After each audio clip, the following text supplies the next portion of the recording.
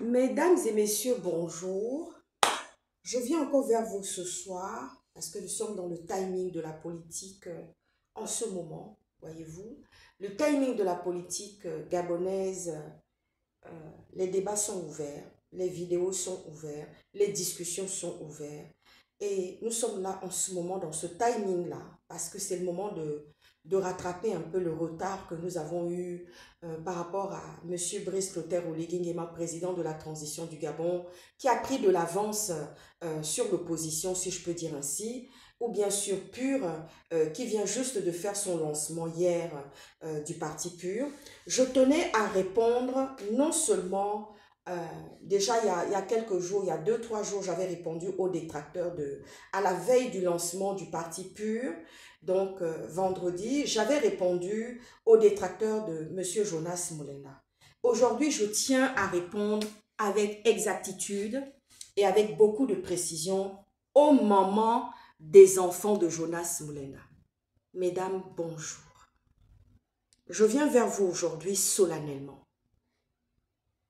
Je viens vers vous aujourd'hui solennellement pour ne pas donner des billes aux détracteurs de M. Jonas Moulenda et à M. Brice Clotaire Oligui Nguema qui utilisent des photos de papier glacé, des images ventilant, montrant ses enfants allant à l'école avec des gardes du corps, avec toute la sécurité que ça peut comporter et qui coûte de l'argent et qui fait partie des impôts des Gabonais.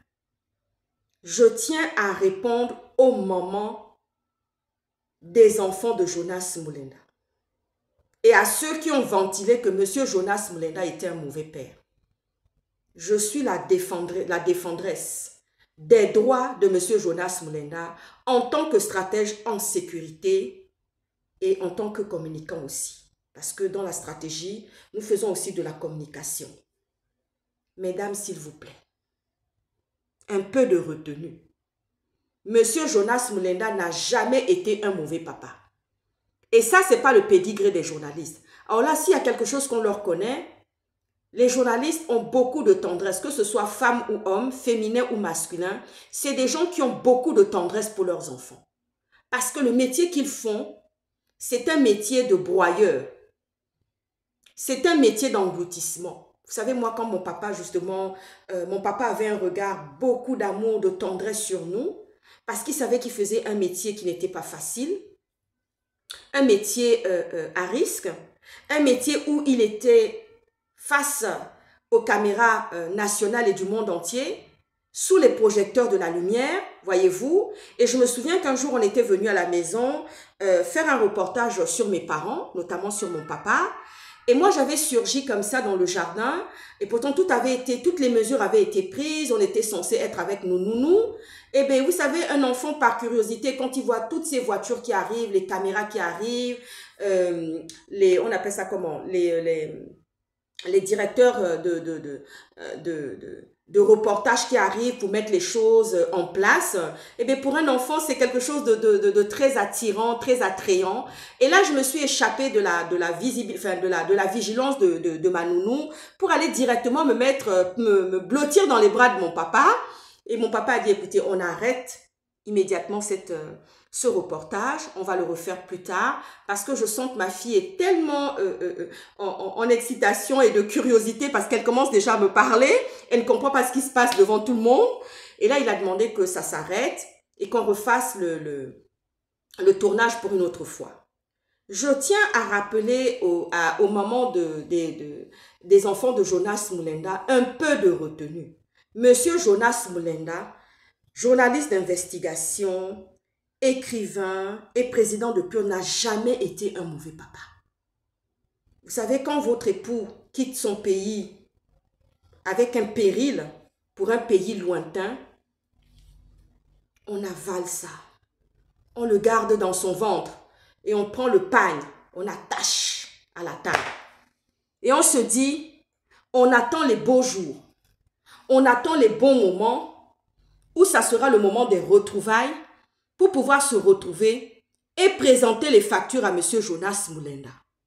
M. Jonas Moulenda a toujours été un homme d'une grande générosité, d'une tendresse, d'une finesse, d'une délicatesse. Et ce n'est pas aujourd'hui que ça va changer, mesdames. Alors de grâce, vous savez, c'est pour ça qu'on n'aime pas beaucoup les Gabonaises. Vous savez, si moi j'étais dans votre situation et que je n'avais peut-être pas de solution, j'allais attacher mon pagne à la taille. J'allais soulever mes cuvettes sur la tête afin de prendre mes responsabilités de mère pendant que le papa de mes enfants n'est pas là. Je n'ai pas de leçon à vous donner.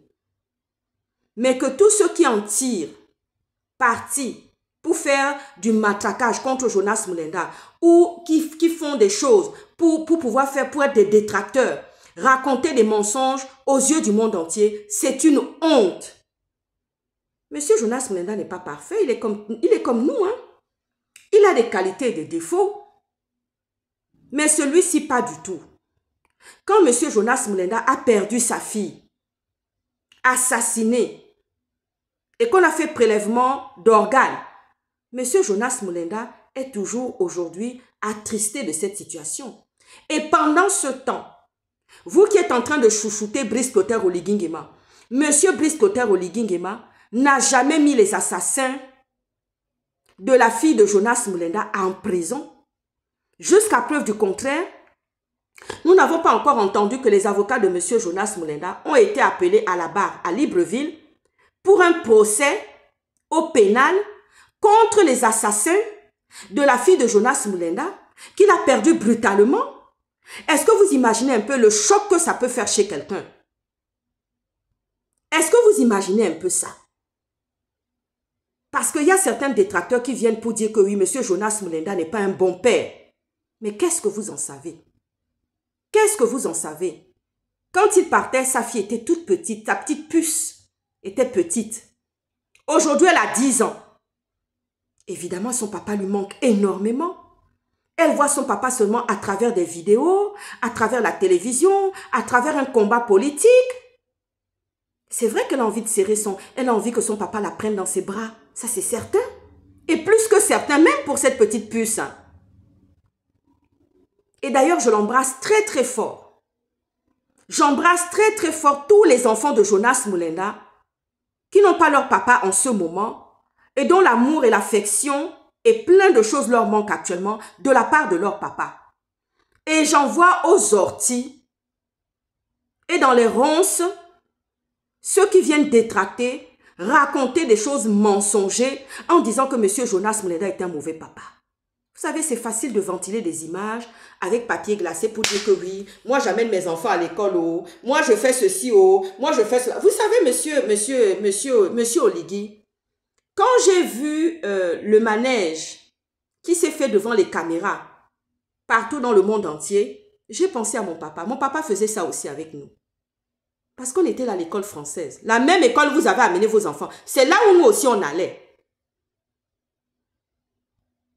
Et oui, c'est là où on allait. Moi, j'ai fait la maternelle. À Sainte-Yancette, à la maternelle de Nomba-Kelé. C'est là où j'ai commencé ma maternelle. J'ai été à la maternelle de Nomba-Kelé. Et oui, la petite maternelle là. Et puis il y a la mairie en haut. Je ne sais pas qu'est-ce que c'est devenu aujourd'hui. En tous les cas, il y avait des bureaux de la mairie en haut. Et il y avait la petite maternelle avec une très belle cour derrière. Et nous, on était là. C'est là où j'ai commencé ma maternelle. C'est là où j'ai fait ma maternelle.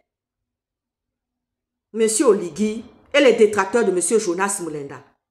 Mesdames, s'il vous plaît, un peu de retenue. Les mamans des enfants de Jonas Mulenda. Ne le vendez pas moins cher. Présentez-lui les factures quand le moment viendra. Et je sais qu'il va répondre avec brio. Il va répondre présent pour ses enfants. Parce que du temps où il était là, il n'a jamais failli à ses devoirs.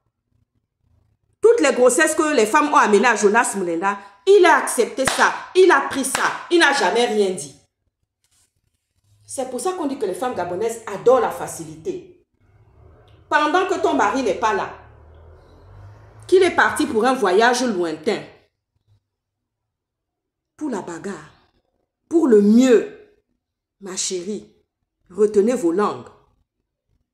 Ne vendez pas Jonas Mulenda moins cher au travers des enfants. les oreilles baladeuses, de gauche à droite.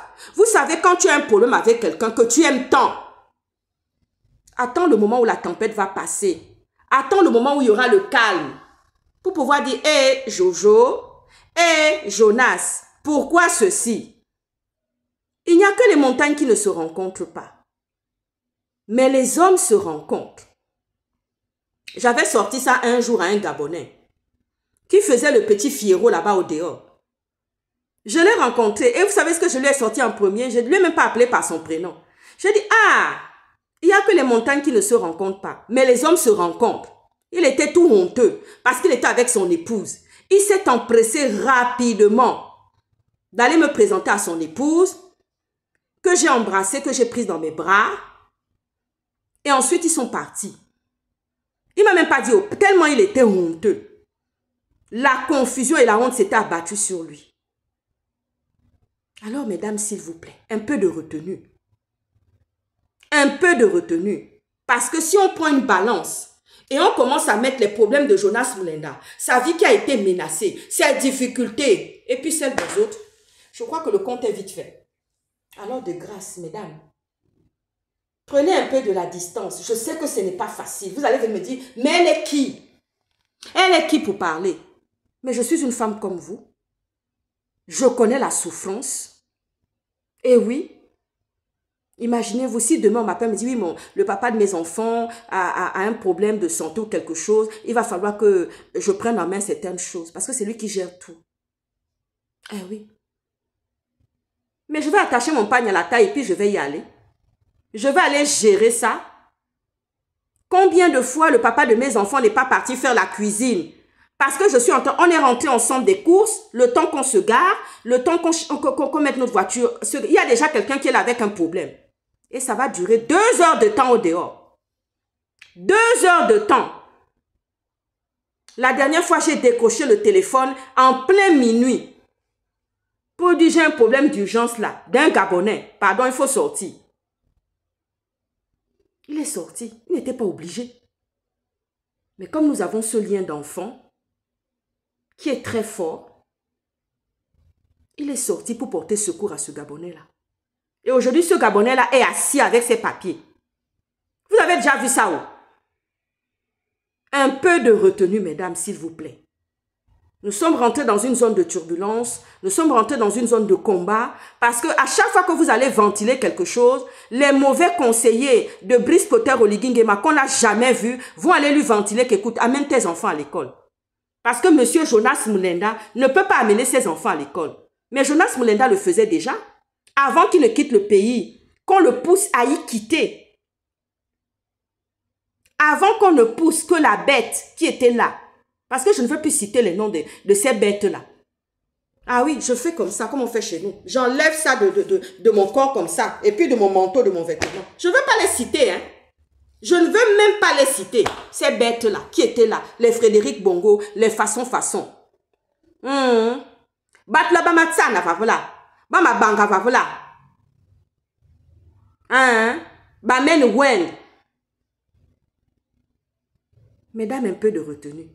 Sur ce, bon courage. Très bonne soirée. Et je vous embrasse, mesdames. Je suis une femme comme vous. Soyez courageuses. Ça va aller mieux. Ah, ciao, ciao.